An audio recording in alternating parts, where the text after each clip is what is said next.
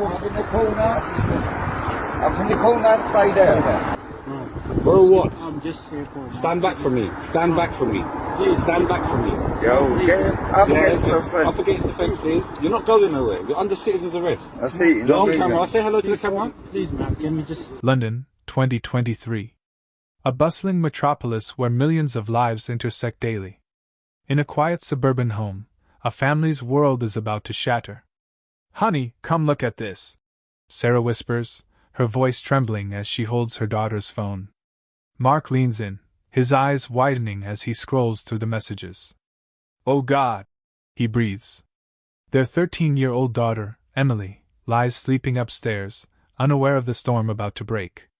As dawn approaches, the couple makes a call that will set in motion an investigation spanning continents. What begins as a parent's worst nightmare quickly unravels into a complex web of online predation. Across the city, in a nondescript office, Detective Inspector Rachel Thompson's phone rings. "We've got another one," she says to her team, her voice grim. Little do they know, this case will expose a network that reaches far beyond London's borders, challenging everything they thought they knew about keeping children safe in the digital age. Welcome to True Crime Stories Archive, your gateway to the chilling world of real-life horror. Here, we uncover stories that remind us how quickly destiny can turn. Before we continue, take a moment to subscribe and join our community of truth seekers. Emily Thompson, a bright-eyed 13-year-old with a passion for art and dreams of becoming a veterinarian. Her room, adorned with colorful sketches and posters of animals, tells the story of a typical British teenager. Every morning, she'd rush out the door, backpack slung over one shoulder, to meet her best friend Zoe for their walk to Oakwood Secondary School. The Thompson family lived in a modest semi-detached house in Croydon, a bustling borough in South London.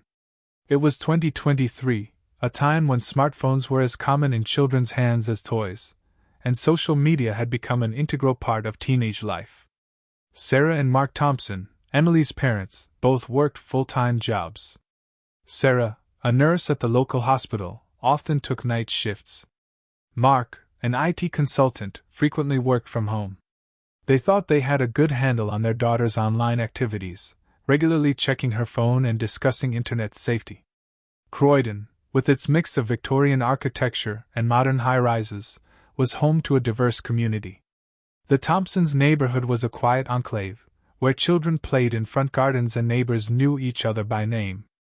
On weekends, Emily would often visit the Croydon Clock Tower, losing herself in the art exhibitions or browsing books in the library. Her life seemed normal, filled with the usual ups and downs of adolescence. But in the digital world, where appearances can be deceiving, a predator was about to enter Emily's life, shattering the family's sense of security and forever changing their understanding of the dangers lurking online. In early 2023, Ahmed Hussain arrived in London from Pakistan on a tourist visa.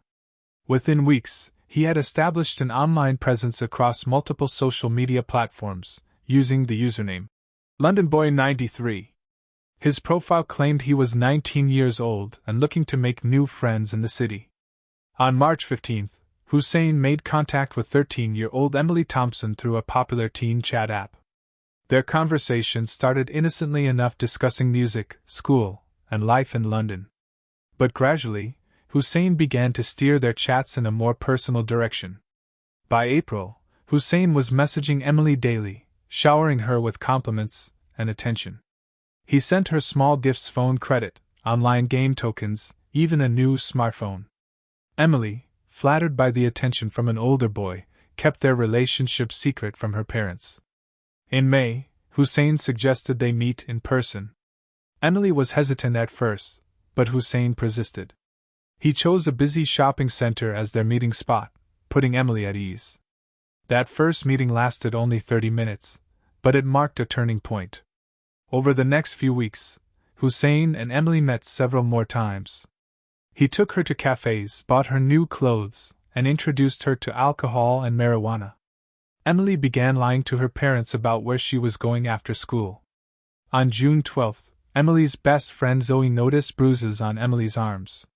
When questioned, Emily brushed it off as an accident. Zoe, unconvinced, confided in their teacher, Ms. Roberts. Ms. Roberts spoke to Emily privately, but the girl insisted nothing was wrong. Still concerned, Ms. Roberts made a note in Emily's file and resolved to keep a closer eye on her. By July, Hussain had isolated Emily from her friends and family. He convinced her to skip school to meet him, promising exciting adventures. Instead, he took her to a dingy apartment in East London. It was there that Hussain first sexually assaulted Emily. Confused and ashamed, she didn't tell anyone what had happened. Hussain told her it was normal, that this was what people who cared about each other did. Over the next 2 months, Hussain's abuse escalated. He began filming the assaults and threatened to share the videos if Emily ever told anyone. He introduced her to other men, forcing her to perform sexual acts while he watched. In September, Emily's grades plummeted. Her parents, worried about her sudden change in behavior, grounded her and took away her phone. But Hussain had already given her a secret second phone to maintain contact. On October 3rd, Emily didn't come home from school. Her parents, frantic with worry, called the police. Officer Karen Lewis took their statement, noting Emily's recent behavioral changes as potential red flags. The next day, Emily returned home, claiming she'd stayed at a friend's house and forgotten to call. Her parents, relieved to have her back, didn't press the issue. Officer Lewis, however, wasn't satisfied and decided to dig deeper. As Lewis reviewed Emily's school records, she noticed Ms. Roberts' note from June. She interviewed Zoe, who reluctantly shared her suspicions about Emily's secret boyfriend. Meanwhile, Hussain was growing bolder. He began bringing Emily to parties with other men, some of whom she recognized from previous encounters. At one such gathering on October 15th, a neighbor called the police to complain about the noise. When officers arrived, they found Emily, visibly intoxicated, in a room with 3 adult men. Hussain, seeing the police, fled through a back window. Emily, terrified and ashamed, refused to give a statement. The responding officers, recognizing signs of potential trafficking, contacted the Child Exploitation Unit. Detective Rachel Thompson took charge of the case, connecting it to Emily's earlier missing person report. As Thompson built her case, she uncovered a disturbing pattern. Hussain had been targeting multiple young girls across London, using similar grooming tactics. His true age, 28, not 19, came to light, along with his expired visa status. On November 1st, police raided Hussain's apartment. They found evidence linking him to at least 5 other underage girls, along with explicit photos and videos. Hussain himself was nowhere to be found. A citywide manhunt ensued. Hussain's photo was plastered across news outlets and social media. On November 5th, an alert citizen spotted him at a bus station, attempting to flee the city. Police moved in, and after a brief chase, Hussain was finally apprehended. As the investigation unfolded, the full extent of Hussain's crimes came to light. Emily, with the support of her family and trained counselors, finally felt safe enough to share her story. Her brave testimony would prove crucial in bringing Hussain to justice. As the investigation into Ahmed Hussain's activities unfolded, detectives faced a complex web of digital evidence. Their first breakthrough came when they uncovered Hussain's multiple online personas across various social media platforms. Each account, meticulously crafted, presented a different facade to lure unsuspecting victims. Forensic analysis of Hussain's devices revealed a sophisticated pattern of deleted messages and encrypted files. Digital forensics expert Dr. Sarah Chin explains, "Predators like Hussain often use advanced techniques to cover their tracks. We had to employ specialized software to recover fragments of deleted conversations." The investigation hit a roadblock when Hussain's main phone yielded no incriminating evidence. However, a keen-eyed detective noticed a second, cheaper phone hidden in Hussain's apartment.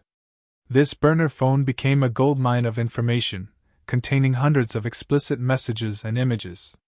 As investigators dug deeper, they uncovered an unexpected twist: Hussain wasn't working alone. Evidence pointed to a network of individuals involved in a larger grooming operation. Detective Inspector Mark Thompson reveals, "We realized we were dealing with a coordinated group, not just a lone predator." This discovery significantly expanded the scope of our investigation. The team faced unique challenges in building their case. Many victims were reluctant to come forward, fearing stigma or retaliation. Child psychologist Dr. Emma Roberts notes, "The grooming process often instills a misplaced sense of loyalty in victims. Breaking through this barrier requires specialized interviewing techniques and immense patience." A controversial aspect emerged when investigators found evidence suggesting local authorities had previously received complaints about Hussain but failed to act. This revelation sparked public outrage and led to an internal review of reporting procedures. In a surprising turn, analysis of Hussain's financial records uncovered links to organized crime. Money trails led to offshore accounts, hinting at a more extensive criminal enterprise beyond child exploitation. As the case progressed, investigators employed cutting-edge DNA analysis to link Hussain to physical evidence found at multiple crime scenes. Forensic scientist Dr. James Lee explains, "Advanced DNA techniques allowed us to extract profiles from the smallest traces, providing crucial links in the case." The investigation reached a critical point when an undercover operation was launched. Officers posed as potential victims online, gathering real-time evidence of Hussain's grooming tactics. This high-risk strategy provided the final pieces needed to build an airtight case against him and his associates. The case against Ahmed Hussain unraveled rapidly once Emily found the courage to come forward. Her testimony, coupled with digital evidence recovered from Hussain's devices, provided prosecutors with a robust case. On November 15, 2023, Ahmed Hussain stood trial at the Old Bailey. Over 2 weeks, the court heard harrowing accounts from Emily and other victims. Forensic experts presented damning technical evidence linking Hussain to multiple online personas used to groom underage girls. The jury deliberated for just 6 hours before returning a unanimous guilty verdict on all counts. Judge Margaret Hawkins sentenced Hussain to 18 years in prison, stating, "Your actions have caused immeasurable harm to vulnerable young lives. This sentence reflects the gravity of your crimes." For Emily and her family, the verdict brought a mixture of relief and lingering pain. "It's over, but it will never really be over," Emily's mother Sarah told reporters outside the courthouse. The family now faces the long journey of healing and rebuilding trust. The case sent shockwaves through London's Pakistani community. Community leaders condemned Hussain's actions and called for increased vigilance against child exploitation. Local mosques hosted workshops on online safety for parents and children. In the aftermath, the Metropolitan Police launched Operation Safeguard, a task force dedicated to identifying and protecting potential victims of online grooming. Schools across London implemented new internet safety curricula. Emily has become an advocate for survivors. She speaks at schools about her experience, warning students about the tactics used by online predators. "If I can help even one person avoid what I went through," she says, "then something good will have come from this nightmare." As Ahmed Hussain begins his lengthy prison sentence, the ripple effects of his crimes continue to shape policies, communities, and lives across London. The case of Ahmed Hussain serves as a stark reminder of the dangers lurking in the digital world. As technology evolves, so do the methods of those who seek to exploit the vulnerable. This story forces us to confront uncomfortable questions about online safety, community responsibility, and the balance between privacy and protection. How can we better safeguard our children in an increasingly connected world? The line between healthy online interaction and potential danger often blurs. Parents, educators, and law enforcement must work together to create a safety net that doesn't stifle young people's growth and independence. The impact of Hussain's crimes extends far beyond his immediate victims. It challenges our assumptions about who can be a predator and how they operate. Are we doing enough to educate our communities about the signs of grooming and exploitation? How can we encourage open dialogue about these issues without spreading panic? This case also highlights the complexities of cultural integration and the challenges faced by immigrant communities. How do we address cultural differences in discussing sensitive topics like sexual abuse? What role do community leaders play in promoting child safety while combating stereotypes and discrimination? The use of technology in solving this crime raises its own set of questions. As digital forensics becomes more advanced, how do we balance the need for thorough investigations with individuals' right to privacy? Are our current laws equipped to handle the rapidly changing landscape of online crimes? Emily's journey from victim to advocate demonstrates the resilience of the human spirit. But it also underscores the lifelong impact of such trauma. How can society better support survivors of online exploitation? What resources are needed to help families heal and rebuild trust? The global nature of the internet means that predators can operate across borders with ease. How can countries collaborate more effectively to combat online child exploitation? What international laws or agreements are needed to close loopholes that criminals exploit? As viewers, we must ask ourselves, what role do we play in preventing such crimes? How can we create a culture of vigilance without succumbing to paranoia? What small actions can we take in our daily lives to make the online world safer for everyone? This story serves as a call to action. We invite you to share your thoughts and experiences in the comments below. Have you or someone you know encountered online grooming? What strategies have you found effective in keeping children safe online? Consider reaching out to local schools or community centers to organize internet safety workshops. Educate yourself about the latest online platforms and how predators might misuse them. Most importantly, foster open communication with the young people in your life about their online experiences. Remember, the fight against online exploitation is ongoing. Stay informed, stay vigilant, and be part of the solution. Together, we can work towards a safer digital future for all. If you found this video informative, please like, share, and subscribe to our channel. By spreading awareness, you're taking an active role in protecting vulnerable individuals from online predators. Your engagement helps us reach a wider audience and potentially save lives. In our next episode, we'll explore the psychological tactics used by online groomers and how to recognize them. Until then, stay safe, stay informed, and keep the conversation going.